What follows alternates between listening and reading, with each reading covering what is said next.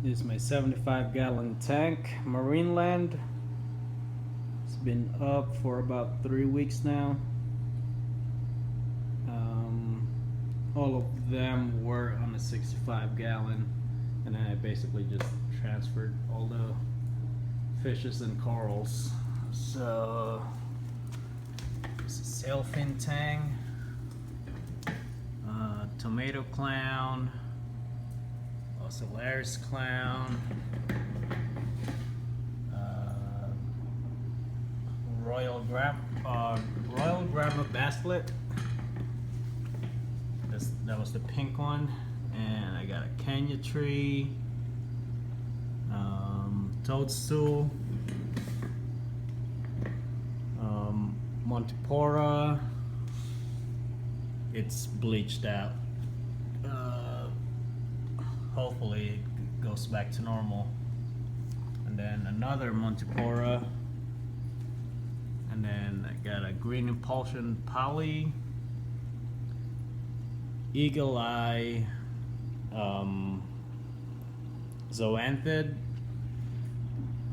green star polyps, another green impulsion poly, and then another one. And then I got a green hairy mushroom. So that's my tank. I'm done with corals, but I'm thinking about adding more fish though. So let's look at the sump.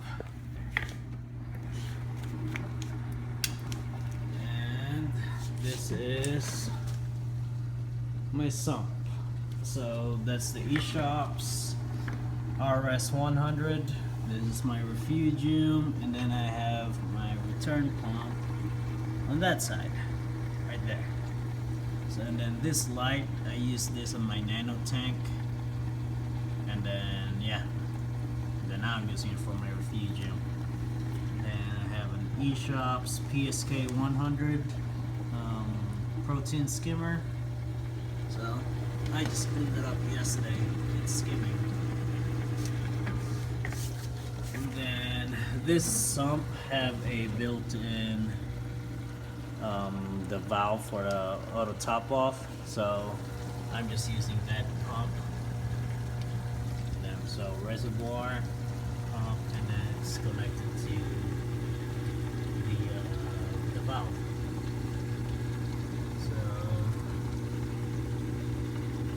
and there's that. That's the filter sump.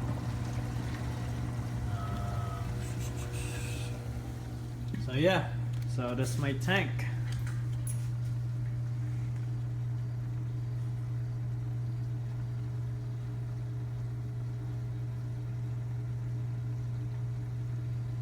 And then I'm thinking about doing an upgrade here next month. Instead of having those 3 wave makers, I'm just gonna get the what you call it,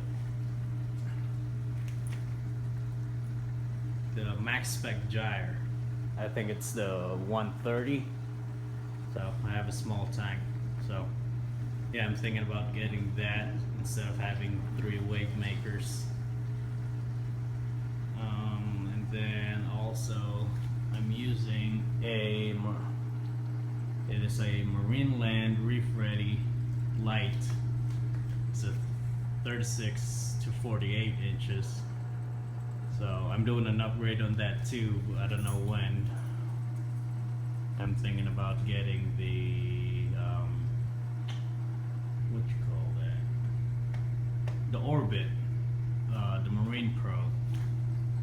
So I heard some pretty good reviews on that one, and as you can see, I'm keeping soft coral, so I don't really need an intense light. So yeah. I just did a water change yesterday too. I did, for this one, I did 10 gallons, and that's what I'm planning on doing here every week. Just do a 10-gallon water change. And for that, so I have it marked as far as gallons. So I use this little jug here to measure them and then mark as of yesterday, what time did I do that? So I did the maintenance about 4 o'clock, and it is 2:30. So after 22 hours, not even half a gallon. So yeah, and then that is that. I'll be moving here pretty soon too, so I'm gonna need to break it down. Well, I'm gonna be moving in 10 months, so I'm gonna be breaking this down, and then when I build it back up, this will be, instead of having this 2 lines right here, I'm gonna use PVC pipes, because look at that, it's shaking and I don't like it, but it works for now. So yeah, that is that. And I try to get the Cheetomorpha. I try to get that, but my local fish store doesn't have it, so I'm using this one. I forgot what you call it, but then I put a little piece of rock, and then for that sand, the mud, so you can see the one below it, and then the sand. So that's about 1.5 pounds of mud and 1.5 pounds of sand. My local fish store have it. He was doing that instead of selling the whole jar. So I got that for about $12. So not bad. And it took me a while to set this skimmer up because of the break-in period and everything.